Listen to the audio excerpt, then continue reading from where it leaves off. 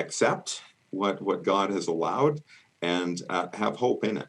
That's the very heart and soul of how our family has been able to carry on. Welcome to the Carla Show, a weekly podcast designed to dig into the lives of everyday people.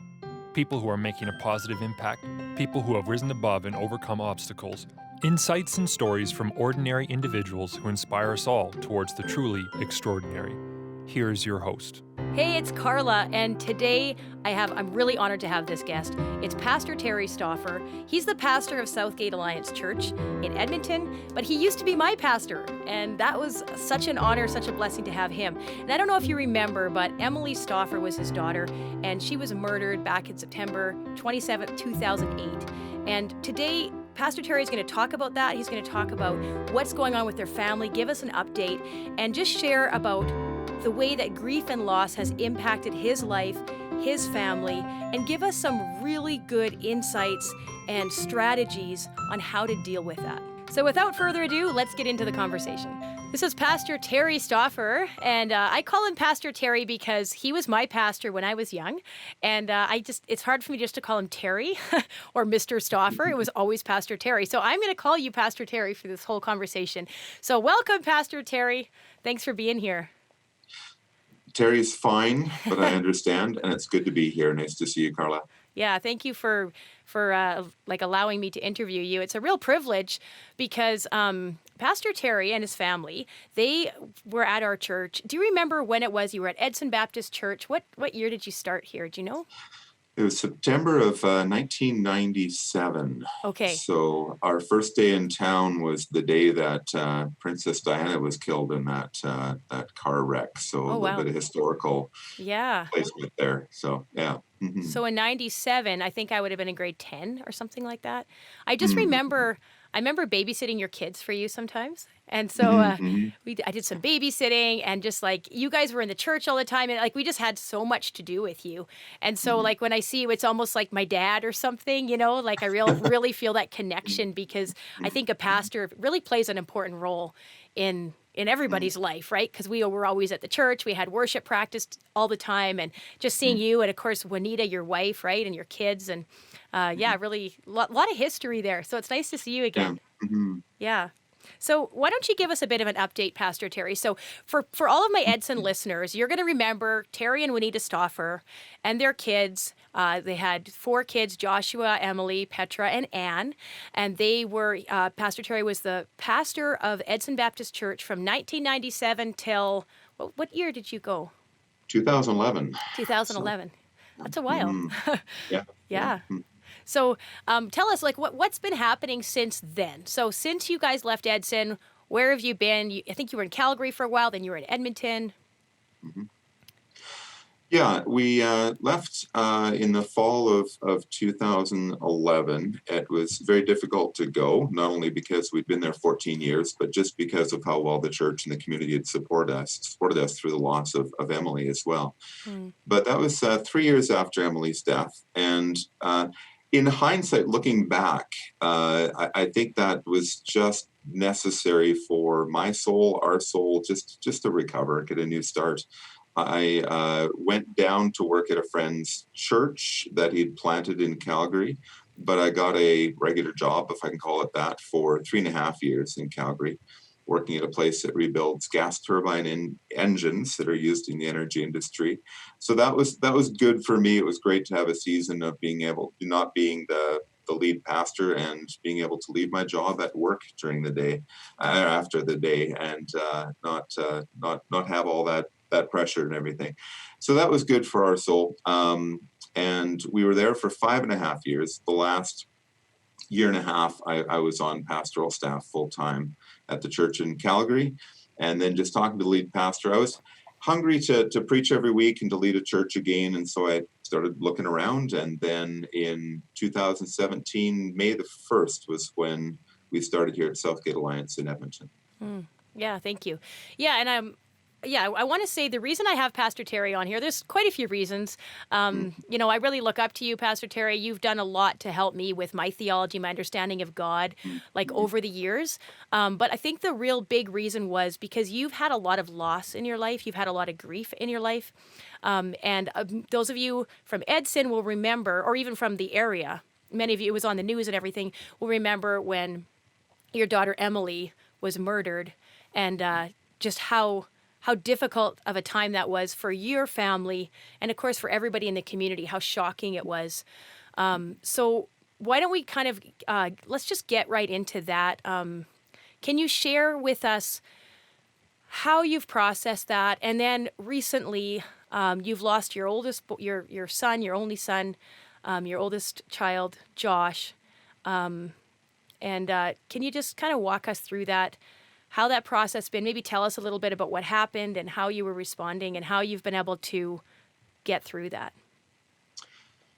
Well, obviously, it was a shock for our family, of course, and for the whole community when Emily was killed just out for a walk, broad daylight, on September 27th, 2008. And one of the phrases we used a lot is that God carried us through that season of grief, but he used people. And even though I'm a pastor, I'm a little bit more of an introvert, a little more of a private person. And I found in the very early days after losing Emily, we just needed people, and the church people were there for us. Community people were there for us. And I just learned a lot about my own weakness and how even when I was too overwhelmed to pray or think clearly, I knew that other people were taking care of all of our needs pretty much in terms of food and looking after things at the church, and it's helping our family in so many ways. And so many people are praying for us too. And that was huge and a massive lesson. What happened last summer was we were on our way to Calgary to a wedding last summer. It was July 13th, Josh's 27th birthday. And we talked with him. He was at a farmer's market that day and having a great day with his wife, who is 8 months pregnant, expecting their first child, our first grandchild. And we got a call late in the night from Mary Michelle, our daughter-in-law, that Josh had been rushed to the hospital, and the paramedics had actually called the police in because of the severity of the situation. And then we got a call back later about an hour, a little less than an hour later, that he had died. He had a aortic aneurysm, and it's something that he'd had for quite a while. So when that burst, there was nothing anyone could do. And so he died suddenly, surprisingly. He was in fantastic shape, and so looking forward to the arrival of his first child. So one of my first thoughts when we heard that news was, lightning strikes twice, and the whole why me thing and the whole range of things there as well. But one of the things I said to the church family is, we have to run back to God, because where else can you go? Like, where else could we go?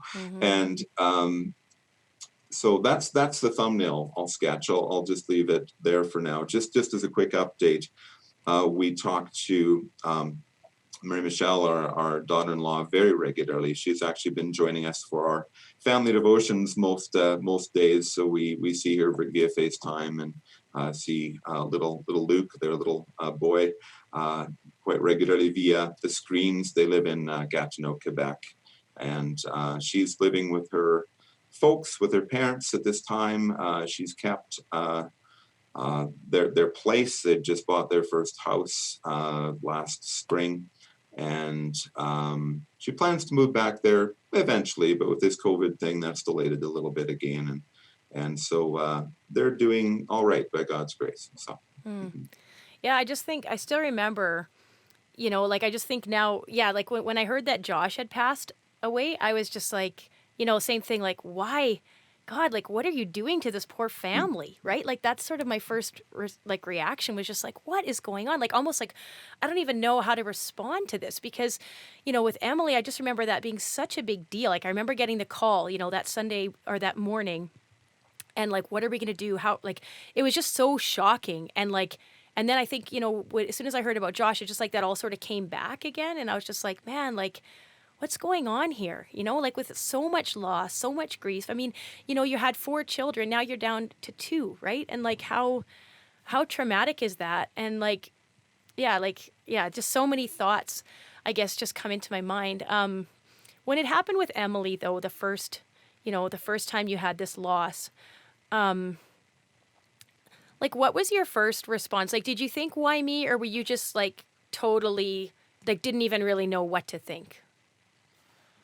I think the latter, Mm. just didn't know what to think. One of the grounding thoughts, though, and actually, before Facebook and Twitter, I had a blog, and I wrote on the blog a lot. One of the first things that I wrote was that we are learning from the inside the value of good gospel theology. I You remember know, that. I remember you writing yeah, that. Yeah. yeah. And also along with that, I said, if, that this gospel, this good news from God and God's word and what he's done through Jesus Christ, if it's not true now, it was never true, and I stake my life on the fact that it's true, that there is an eternal hope because Jesus, the perfect Son of God, stepped into the mess.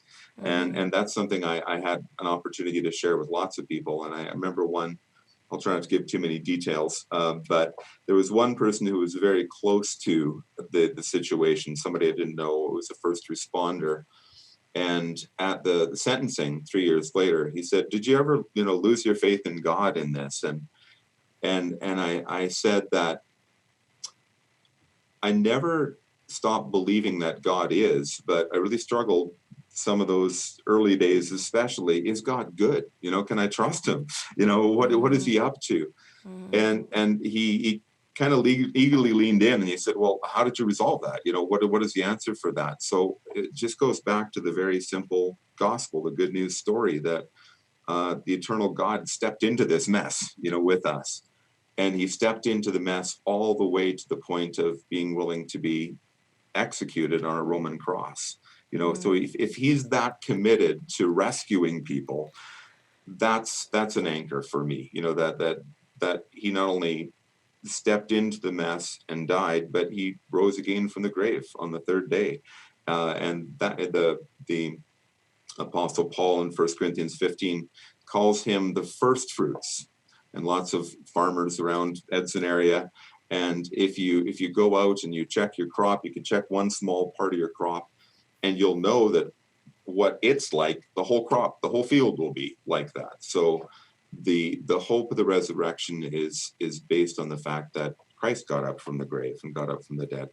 So that theology that I'd been talking about for all those years became very personal and very urgent, during that season and Mm. subsequently as well. So that's the very heart and soul of how our family has been able to carry on, and um, accept what God has allowed and have hope in it. So, Mhm. yeah. Mhm. Yeah, man.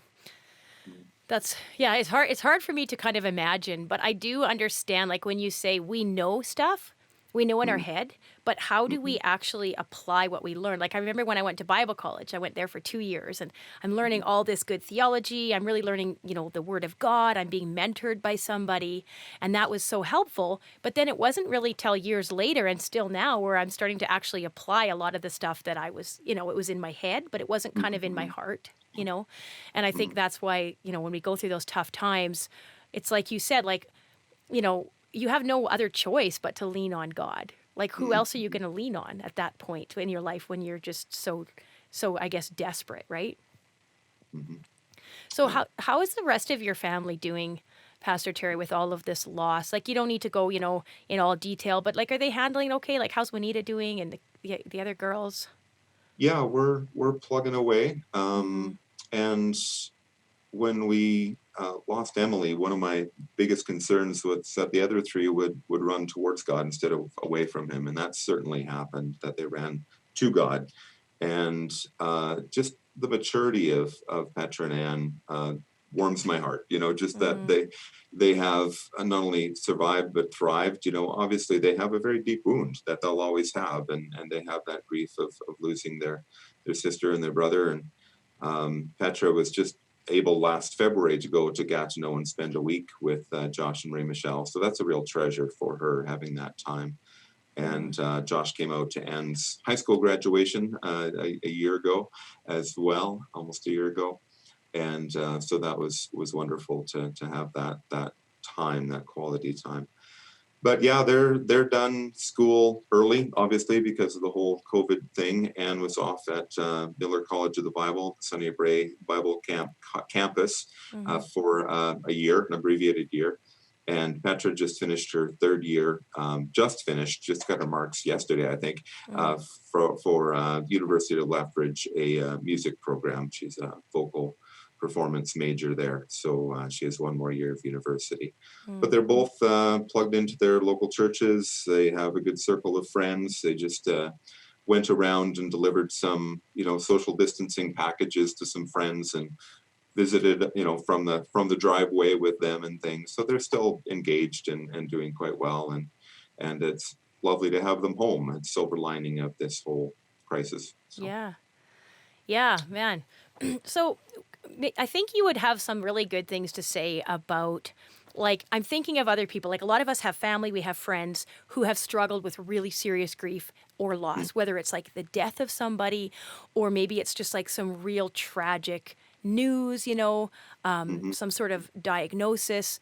Like, but there's a lot of grief and loss that's happened, but sometimes I feel awkward. Like, I remember when Emily died, and I went to your guys' place. I didn't know what to do. I showed up at the door. I started crying as soon as I saw you guys, and I had a loaf of bread. I didn't know what else to bring, and I knew that you had lots of food, and I didn't know what to do. And there were some other people in the house, and so I just kind of like gave you the loaf of bread, and I didn't know. I think maybe I hugged Juanita or something, and you guys were so gracious, but I didn't even know what to do or what to say. And I was younger at that time. I have learned some, but like, what would you say to like how? What's the best way for us to handle it? Like those who haven't maybe dealt with that kind of grief and loss. Like, Mm-hmm. what's helpful for you? What was helpful for you then? What would be helpful for us to do to help other people that have experienced that kind of loss? Mm-hmm. What would you say? Yeah. I think one of the things that might sound like a little bit tangential, I'll get to your No, that's answer fine. your question a little more closely in a moment. But um, one of the first things that Juanita and I learned once we got on to the I hate to use this expression, but the platform season. When we first lost Emily, we realized that we were going to have a lot of attention on us with the media, just the nature of Emily's death and everything, and what a sensation that was, I guess. Mm-hmm. And we said we don't want a platform. We don't have the margin, that to even talk about this situation. But God gave us the opportunities and helped us to speak. And Juanita has spoken at a variety of places, and so have I. We've spoken together at different things, even things as odd as Christmas banquets. It's kind of a strange topic for a Christmas banquet. So we've both spoke a lot about um, grief and grieving and our experience. But where I'm going with all this is that I think after our first time that we went somewhere and spoke, just there were a lineup of people to talk to us afterwards. And it really hit us like a ton of bricks that so many people are carrying loads of grief. Now, it might be with alienation with loved ones and their family. It might be difficult or broken marriages. It might be economic trials. It might be ongoing illnesses, different things like that. And it just really sunk into us that we have a unique story in that sense, but we don't have a unique experience in terms of grief or loss. So I think when you're preparing to talk to somebody or visit somebody with a recent sudden loss of some sort, whether it's a death or some other thing, I think just tapping in and asking yourself some questions. Um, how do I and how do other people I know want to be responded to? And I think just asking those kind of questions. And one of the things that's so often said about responding to grief is the importance of presence, just showing up. Like, and you know, several times people said to us after we lost Josh and Emily before that, I don't have words, and that's okay, you know, and I get that, you know, I totally understand. So just being willing to show up, even if it's for a minute, you know, just to say I don't have words, you know, it can be really very helpful. Um, Personal notes, whether it be emails fine too, or cards and things like that, can be so helpful. I think we had over 700 cards from literally around the world after we lost Emily, because it became such a big story. And just little notes of encouragement that way, little scriptures, things like that, whatever encouraging phrases. So just showing up, whether it be with a card or a note, or just in person with a loaf of bread or whatever it is huge, and that's very significant. And admitting that you don't know what to say, I think is great, and being okay with silence. You know, if it's somebody that needs someone with them, they don't have a lot of family around or whatnot. Let's say they're in a hospital or something. If you're with them, just be okay with silence for long periods of time, and let the other person take the lead. And I think that quite often is, and you can ask prompting questions too, just brief questions. But quick follow-up question to that. I learned kind of a painful lesson when I was a teenager, and kind of my first experience with loss is that we had a girl in our circles when I was about 17 that I kind of liked, but she ended up committing suicide. And just our circle of youth and friends, we all responded so differently. I, being more of an introvert, didn't want to talk. I just felt like it was too almost sacred, you know, just too much, too soon. And I had another friend, a pretty close friend, that just wanted to talk all the time, just different response of grief. And it caused quite a rift between us, because we were immature and didn't know how to give room for the other person to grieve in their way. So that was kind of an early lesson. So in my pastoral experience, I thought of that often. And then I thought, if people need to talk, let them talk. If they need to be quiet, don't push, you know, and I think that's one of the things, is people respond differently, and we just need to give people room. Let them grieve the way they, yeah. I guess that's the thing that, you know, I think you know, when you've gone through grief and loss, it's easier maybe to know how to empathize with others, right? But when you haven't gone through that extent, sometimes it's just hard. But it's good to know. I've heard that too. Just, you know, to be present, just to let them know, like, wait, I'm thinking about you and I care. Is there anything you would say, like, not to say? Is there anything that's just maybe people didn't handle it well, and it just kind of was really hard for you? Maybe they asked certain questions or said certain things that just maybe kind of made it worse. Is there anything like that? Well, there's a couple of things. The first one, I'm going to kind of do a myth buster thing on. Okay. I actually wrote a blog post on this way back, is that sometimes people would come up to us and say, how you doing? You know, just kind of that flippant way. And then they'd look horrified, you know, that they'd said that. You know, it's perfectly okay to ask that, you know, and I'll give you as much information, or the person who's grieving will give you as much information as they want to at that point. You know, like, we're doing okay. You know, that's usually the standard response. So I think that's fine. You know, that's a greeting in our culture in a lot of ways. That's all right. One of a couple little things, and I may be stepping on people's toes here, but that's okay. It's our interview. That's right. Is when people say, oh, they're in a better place, you know, and one of the things that is very real, even though we have the hope of seeing them again, because they're in Christ, they trusted in Christ, and they had that peace with God and the hope of the resurrection. Death is an enemy, it's an intruder, and it's not supposed to be this way. And God knows that too. So when people say, well, they're in a better place, I know they mean well, but it's kind of like, no, it's wrong. They're supposed to be here. Like Josh is supposed to be there with his, you know, almost 8-month-old baby now. And Emily's supposed to, you know, be here, maybe raising a family or going to school or whatever, you know, so that one was a little bit a little bit grating, jarring sometimes, even though I didn't respond to it particularly, but here's a forum I can kind of mention that. Mm-hmm. So yeah, that's one of the ones that is a bit jarring.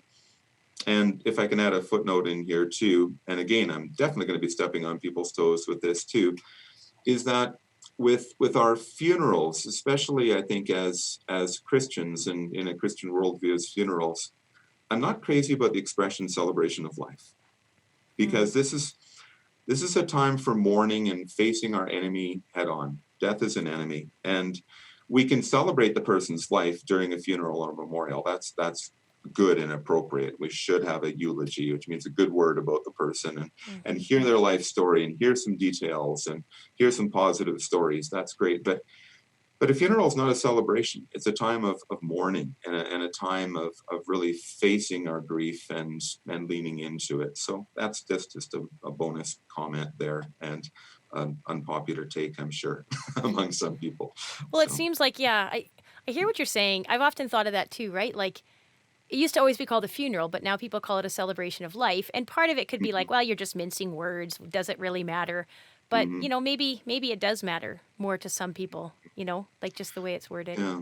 hmm And I think part of it too is that I mentioned this, that just we need to face death head on for what it is and not try to say, well, the death isn't what mattered. It's the life that was lived. And that's true. And I understand that. Mm-hmm. But the fact is they're not here anymore, and we miss them, and we're grieving, and we need an outlet for that to say this is not the way it's supposed to be, and it's hard. Mm-hmm. And I particularly see it with a lot of seniors, because if someone is elderly, like there's somebody that's 90 and they die, and they leave a spouse behind or they leave children behind, it's still extremely hard for that spouse and those children. And then so to have too light an atmosphere, at that funeral, even if it's a full life, again, doesn't face head on the enemy that death really is, and I think we need to acknowledge that and give people room to really, really grieve and not feel guilty for their grief, Mm-hmm. and I think sometimes that's an unintended consequence of the celebration language. Yeah, I want to ask you a really tough question, Pastor Terry. And I know you've probably been asked this before. So, to do with the theology of, is God really good? Like, if this Mhm, has happened to you, you lost your daughter to murder, you lost your mhm, son to this kind of freak thing, right? Like this, problem that happened. This, what is it, aneurysm, you said? Yeah. Yeah, aortic aneurysm, yeah. Like, Mhm, what's going on, right? Like, why would God let that happen to you if he's mhm, good? Is God really good? Like, people mhm. always say that, if God is good, why does he let bad things happen? How do you respond to that? Yeah, it's a classic objection to faith in God, especially the faith in the Christian God. And the basic logic goes, if God is all powerful and good, then there shouldn't be evil in the world. So if there is evil in the world, and we know there is, God is not either powerful enough to deal with it, or he's not good enough to care and do something about it. So if we teach that there's an all powerful God who is good, and there is evil in the world, how do we answer that? How do we deal with that problem? Well, one of the first answers I have is that this is a human problem. It's not just a problem for Christians or for theists. Atheists lose children. Atheists get cancer. Atheists have the problem of suffering and evil. And then you have to kind of look at the worldviews. And if you're an atheist, you're a naturalist, and you say, well, it's just survival of the fittest, kind of the Darwinism, social Darwinism, then ultimately, if you follow that, and I'm stepping on lots of toes here too, kind of the logical conclusion of that is what we saw in so much in the 20th century with a lot of the communist nations and with the fascism in Germany, is that if this world is all there is and the strong survive, then logically, the superior people need to take control, whether it be the oligarchy in the USSR or whatnot. And that's kind of inevitably where that worldview leads. Buddhism, and to slightly modified form, Hinduism. Buddhism says, one of their sayings is suffering is life. They say there is suffering, but that that this world is just an illusion and that we need to escape the cycles of life and get out of this world. So everybody has a philosophy of suffering because it's a human experience. And in the worldview of Christianity, we have an explanation for evil, and that's right at the beginning of the Bible in what's called the fall in Genesis 3, and that humanity rebelled against God's good rule. God made everything and called it very good. But then a curse was put on the world of this evil and suffering and death at that time. So Christianity does have an answer, biblical Judeo-Christian worldview has an answer for why there's suffering and death and problem and evil. But also, what other worldview, what other way of looking at the problem of evil has a suffering Savior, has a God who has come and stepped into the world to redeem those who look to him in faith, and anybody, whoever wants to come can come, and whoever looks to Jesus and asks, whoever seeks for God will find him in Jesus Christ. And he's the one that ultimately resolved the issue. So it's just a case of, if we have a problem with a belief in God because of suffering and evil, as I said earlier, where else are we going to go? Look at the other worldviews, look at their answers, look at their solutions, look at their long-term promises, and which worldview holds up. Before this interview, I hope I'm not going too long here. No, I remembered a book. I don't know if you can see the title there, but There Is No God. it's called Yeah. There Is a God, and the word "no" is stroked out, but it's one of the world's. It says how the world's most notorious atheist changed his mind, and a man named Anthony Flew, he died a few years ago. This book was written in 2007. Was an atheist philosopher for many years. He actually debated C.S. Lewis back in the 50s at Cambridge and wrote several books of philosophy. Later in life, he said, I always said I was going to follow the evidence wherever it led. And he said, there's no getting away in the realm of microbiology and astrophysics and just the plain worldview of what makes sense of the way things are. He says, the Christian understanding is the most sensible and logical. And there are counter arguments from atheists and others that maybe have converted to Buddhism, of course. But I thought that was quite striking that he said the biggest thing that tipped him over into theism was the Christian understanding of the resurrection and how that turned the world upside down a couple thousand years ago and still continues to do so. So anyway, I read that book about 10 years ago and just thought of it before the interview today. Yeah. One thing I remember too about you as my pastor is, because there's sometimes the kind of, on the one hand, people say, God should bring healing and he should bring, if you're following him, your life should go well. It's sort of that prosperity gospel type thing. But, our theology was different than that growing up, like in the Baptist church, as you being my pastor and stuff. But it didn't mean that you didn't know that God could do whatever God wanted to do. Like you would pray for healing for people. Yes. It's not like you'd be like, well, I'm not even going to pray for it, because you know that God can bring healing and God can stop disaster from striking and God will do what God wants to do. And I guess that's the hard thing for people, because we all want to be in control. Right? We all want to be in control. We want to somehow make our worldview fit so that we somehow are the king of our world.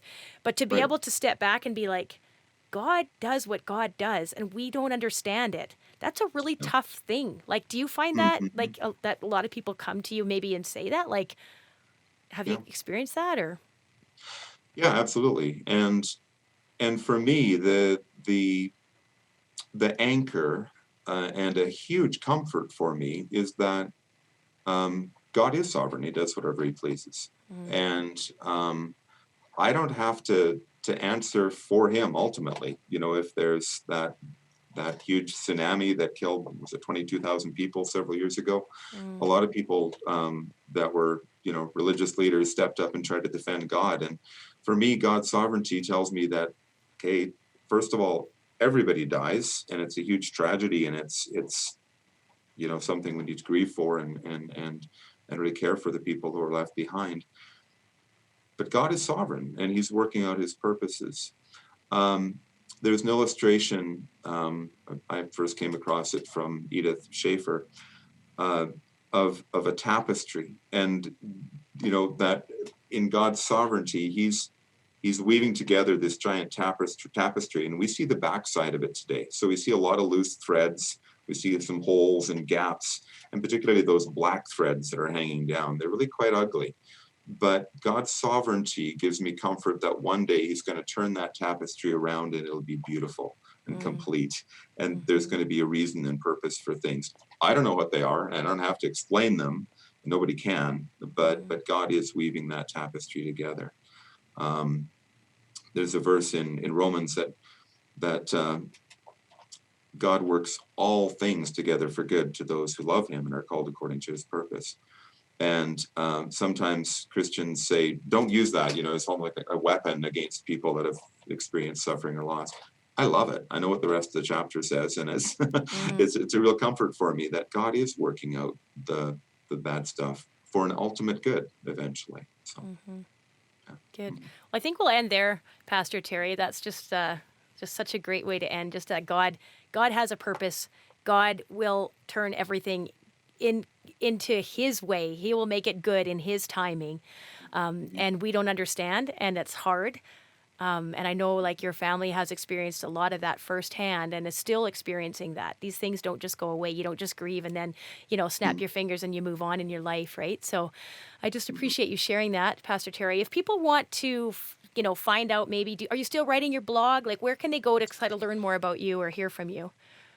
I should be writing more than I am, but I haven't written on my blog much. But if people wanted to see the blog, it's newlumps.blogspot.com, blogspot.com. Newlumps.blog. And if you just type New Lumps blog, and the New Lumps comes from in the Bible in 1 Corinthians chapter 5, it talks about being a new lump of dough that doesn't have all the yeast of sinfulness in it. So just being a new person kind of thing. So I thought it was cute when I wrote it. I think it's kind of a dumb title now, but I'm stuck with it. I started it about 2004. So there are some posts there if people want to look there. What I'm a little bit more active on is Twitter, and it's just at Terry J. Stauffer. You've got to get that J in the middle or you get somebody else. And I'm out on Facebook, but I never post anything on Facebook. Okay. So if people on Twitter, Terry J. Stauffer, they can find me there. Okay. So. Thank you. Thank you, Pastor Terry, for sharing with us. It was a real privilege to hear from you. Appreciate it. Well, thanks for the opportunity. It was nice to talk to you. This episode is brought to you by my company, Power Fitness Online. We are a tight-knit fitness community, and we guide you every step of the way to get fit and stay fit through our live workouts, nutrition coaching, and incredible support team. Go to powerfitnessedson.com to learn more. Thank you for tuning into the podcast today. If you enjoyed it, please leave a positive review on Spotify, Stitcher, Apple Music, or wherever you're listening. And if you're watching on Facebook or YouTube, I would love to see your comments. I would love to know what you think about this episode and interact with you. I love hearing from you. Once again, I'm Carla Rand, and this is The Carla Rand Show, and I can't wait to see you next week for our next episode.